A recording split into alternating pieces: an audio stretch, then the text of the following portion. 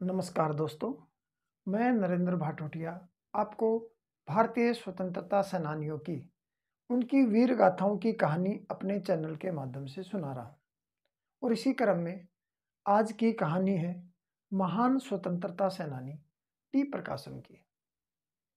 1927 में जब Simon commission Madras पहुंचा तो वहां उसे विरोध कर रही भीड़ ने साइमन गो बैक के नारों का सामना करना पड़ा और शहर के प्रमुख चौराहों पर प्रदर्शनकारियों पर पुलिस ने अंधाधुंध गोलियां चलाई और एक युवा आंदोलनकारी की मौके पे ही मौत हो गई।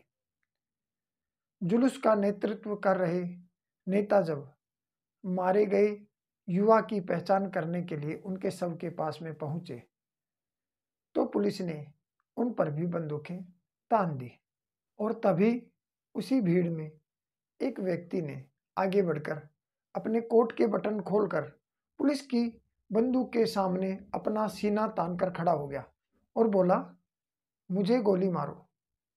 उसकी इस बहादुरी से पुलिस अधिकारी ने अपनी रिवॉल्वर वापस रख ली।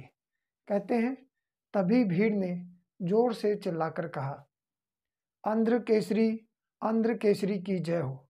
पता है यह बहादुर व्यक्ति थे तंगुतुरी प्रकाशम पांटुलु और जिन्हें तब से लोग आंध्र केसरी कहने लगे थे।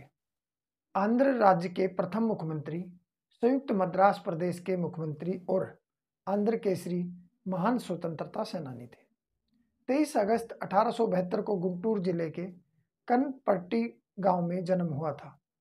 टी प्रकाशम के बचपन में ही उनके पिता की मृत्यु हो गई थी और प्रकाशम के पिता गोपाल कृष्णैया के देहांत के बाद माँ ने बड़े परिश्रम से उनका पालन पोषण किया।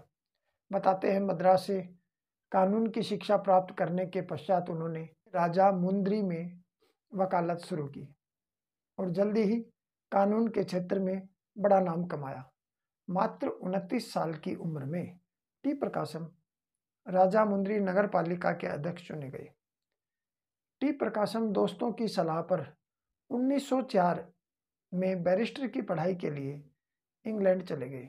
भारत लौटने पर उन्होंने 1907 में मद्रास में वकालत फिर से प्रारंभ की और शीघ्र ही उनकी गिनती प्रमुख बैरिस्टरों में होने लगी।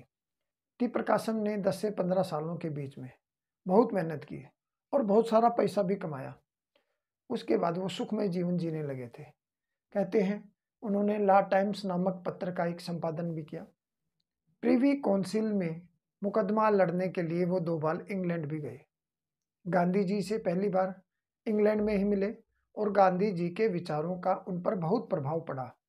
देश में चारों ओर फैली गरीबी को वे देख चुके थे। देश की स्वाधीनता के लिए गांधी जी ने जो पहला आंदोलन आरंभ किया था उसमें टी प्रकाशम भी अपने लाखों रुपए की बैरिस्टरी त्याग कर उस आंदोलन में भाग लिया। 1921 से आगामी 13 वर्षों तक वे आंध्र प्रदेश में कांग्रेस कमेटी के अध्यक्ष रहे। उन्होंने देश की राष्ट्रीय भावनाओं के प्रचार के लिए स्वराज नामक दैनिक पत्र छापना शुरू किया। 15 सालों तक वो अपने खर्चे पे ही इस पत्र को छापते थे। बताते हैं कि आंदोलन में भाग लेने के कारण उन्हें जेल की सजा भी काटनी पड़ी थी।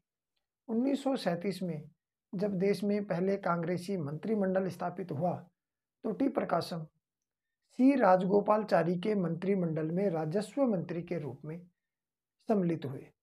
द्वितीय विश्व युद्ध के बाद अप्रैल 1946 में वे संयुक्त मद्रास प्रदेश के मुख्यमंत्री बने और लगभग 13 वर्षों तक इस पद पर रहकर उन्होंने समाज सुधार और आर्थिक उन्नति की कई योजनाएं आरंभ की।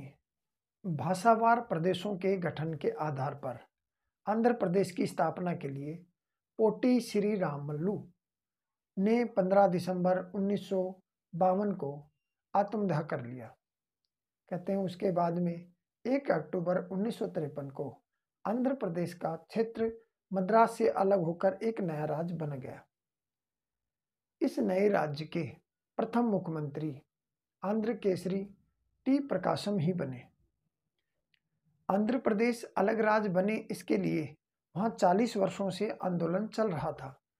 चूंकि विशाल आंध्र प्रदेश अक्टूबर 1956 में ही बन पाया और इस प्रकार टी प्रकाशम ने अपने जीते जी यह इच्छा भी पूरी होते हुए देखी। आंध्र प्रदेश राज्य की स्थापना के कुछ समय बाद 20 मई 1957 को टी प्रकाशम का देहांत हो गया। आज भी उन्हें आंध्र प्रदेश में बड़े मान सम्मान के साथ याद किया जाता है। धन्यवाद दोस्तों। आपको हमारी स्वतंत्रता सेनानियों की कहानियाँ अच्छी लगती है तो इस वीडियो को ज़्यादा से ज़्यादा शेयर करें। धन्यवाद। जय हिंद, जय भारत।